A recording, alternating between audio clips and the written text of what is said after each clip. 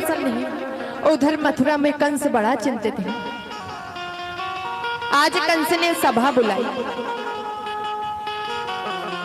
जो जैसा होता है वैसी सभा बुलाता है। किसान किसानों की सभा रखते हैं, नेता नेताओं की सभा रखते हैं। उसी प्रकार कंस एक दुष्ट है तो दुष्टों की सभा बुलाई। सारे बड़े बड़े राक्षस बैठे हैं।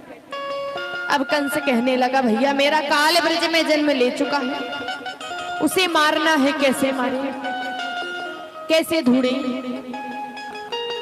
दैत्यों ने कहा, राजन एक काम करेंगे, हम सब ब्रज में जाएंगे और 7 दिन के भीतर जितने भी बालकों ने, जितनी भी संतान ने जन्म लिया है, उन सबको मार देंगे, तो जो आपका काल होगा वो भी मर जाएगा। कंस बोला, तुम चले तो जाओगे, लेकिन तुम्हारा इतना विकराल स्वरूप है, बड़े बड़े दांत, बड़े बड़े नाखून, बड़े बड़े बाल, काला काला मुख, तुम्हें देख कर तो लोग दूर से ही अपना द्वार बंद कर लेंगे। उसी सभा में बैठी थी पूतना, खड़ी हो गई। राजन मैं जाऊंगी। पूतना तुम कैसे जाओगी? तुम्हारा इतना भयंकर विकराल स्वरूप है, तुम्हें तो दूर से ही देखकर लोग द्वार बंद कर लेंगे, तुम कैसे जाओगे? पूतना बोली, राजन मैं एक स्त्री हूं और स्त्रियों के पास एक सबसे बड़ी आड़ होती है। किसकी? घूंघट। आज पूतना कहती है, राजन मैं स्त्री हूं, स्त्रियों के पास सबसे बड़ी आड़ होती है घूंघट की। अब कथा ही में देख लो महाराज, भाई साहब लोगों को नींद आए तो बेचारे सो ही नहीं सकते, आंख बंद करेंगे तो बगल वाला देख ले, ब्यास जी देख लेंगे। अब मैया लोगों को नो टेंशन, जहां आई नींद यो काड़ा 1.5 हाथ का घूंघट। और प्रेम से बोलिए,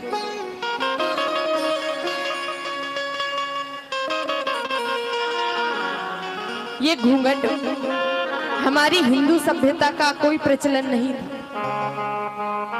राम कथा में कहीं भी यह वर्णन नहीं आया कि सीता जी ने दशरथ जी का घूंघट किया।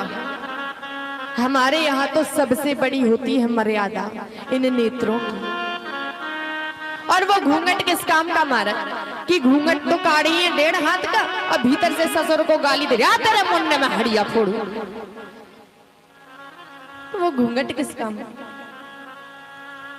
पूतना कहती है, मैं घूंघट डाल के जाऊंगी तो कोई मेरा रूप नहीं देख पाएगा। काली हूं तो पाउडर लगा लूंगी तो गोरी हो जाऊंगी, स्तनों में विष लगा कर जाऊंगी, बालक को विष पान कराऊंगी और बालक विष पान करके मर जाएगा। कंस बोला, ठीक है जाओ। अब पूतना आई महाराज गोकुल में प्रवेश करती है। अब नंद बाबा के महल में तो इतनी भीड़ कि 25,000 दर्शन करके जाते हैं तो 50,000 दर्शन करने आते। अब इतनी भीड़ में कौन किसे पहचाने? पूतना समझ गई इतनी भीड़ है, यहाँ जरूर लाला भया हो।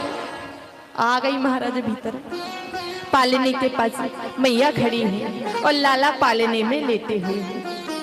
पूतना आई और मैया के पास खड़ी हो गई। रानी कहती है, अरे बहन कहाँ से आई हो, कौन हो, अपना परिचय दो।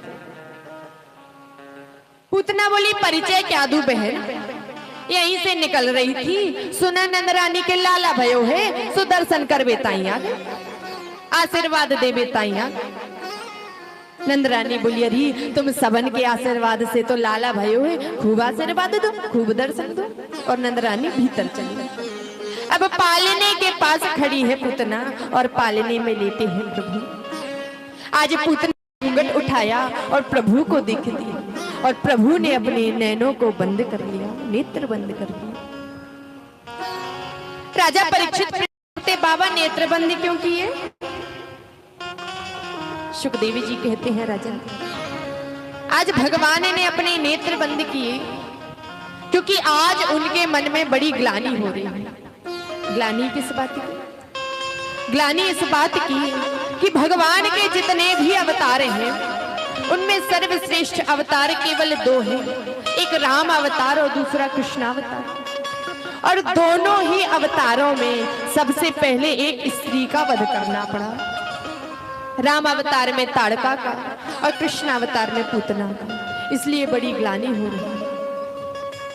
कुछ संत कहते हैं कि भगवान ने आज नेत्र बंद करके भगवान भूतेश्वर भोलेनाथ को पुकारा। नेत्र बंद करके कहते हैं कि भोलेनाथ, हम तो यहाँ मीठा मीठा माखन मिश्री दूध दही खाने आए थे। अब माखन मिश्री तो मिलो ना है, जब इस पहले मिल गए, और जब इसको पाना हम पे तो होगा नहीं, इसलिए भोलेनाथ जिस प्रकार समुद्र मंथन के समय आपने हजारों टन विष का पान किया था, आइए मेरे कंठ में विराजित हो जाइए। विष का पान आप करना और दुग्ध का पान मैं करूंगा। आज पूतना ने प्रभु को उठाया, गोद में लिया, स्तनपान कराने लगी। पहले तो प्रभु ने उसके दुग्ध का पान किया और दुग्ध का पान करते करते आज प्रभु उसके प्राणों का पान कर लिया। और जब शरीर से प्राण निकलने लगे, पूतना तड़पती है, चिल्लाती है, लाला छोड़, लाला छोड़, लाला छोड़। लाला बोले, मैया हमको तो पकड़ वो ही आवे, छोड़ वो ना आवे। जब शरीर से प्राण निकले, पूतना धड़ाम से धरती पर गिरी, विकराल स्वरूप धारण कर गई। इतनी बड़ी भई कि गोकुल के सारे बाग बगीचे पूतना के नीचे दब गए। भागवत जी में लिखा है कि पूतना जब मरी तो इतनी बड़ी भई कि बाग को मूड़ गिरो मुंडसान में जाकर, पैर गिरो पैगाम में जाकर, हाथ गिरो हाथरस में जाकर, और कान गिरो कानपुर में जाकर। इतनी बड़ी 18 किलोमीटर की भाई 6 कोस की बात लिखी है श्रीमद् भागवत। पूतना नीचे गिरी है, उसकी छाती पर प्रभु लेटे हुए। जैसे ही पूतना गिरी, ब्रजवासी दौड़े, मैया दौड़ी, लाला को गोद में ले लिया। अब सारी गोपियां कहती है, नंदरानी तेरे लाला को राक्षसी ने स्पर्श कियो, अब जाको शुद्धिकरण करना पड़ेगा। अच्छा कैसे? जाको गाय के दूध से स्नान कराओ, गाय की पूंछ से झाड़ा दो, जब जाके जा शुद्ध हो। ये तो गोपियों का भाव भीतर ले गई। इधर ब्रजवासी पूतना के शरीर को लेकर गए जमुना जी के किनारे। उसके शरीर में जब आग लगाई गई तो आज उसके शरीर से सुगंध निकल रही है। राजा परीक्षित प्रश्न करते हैं, बाबा पूतना लोग बाघुनी राक्षसी रुधिराशिना, पूतना तो राक्षसी थी, भगवान को मारने आई थी, इतना गलत कार्य करने आई थी, इसके शरीर से मारने आई थी। लेकिन एक कार्य तो उसने एक माँ का किया, भगवान को अपना स्तन। कोई यदि पूछता कि भैया संसार में सबसे बड़ी पतिव्रता नारी कौन है, तो धात्री जी का नाम बुला। एक बार भगवान श्री हरि इनकी परीक्षा लेने आए। एक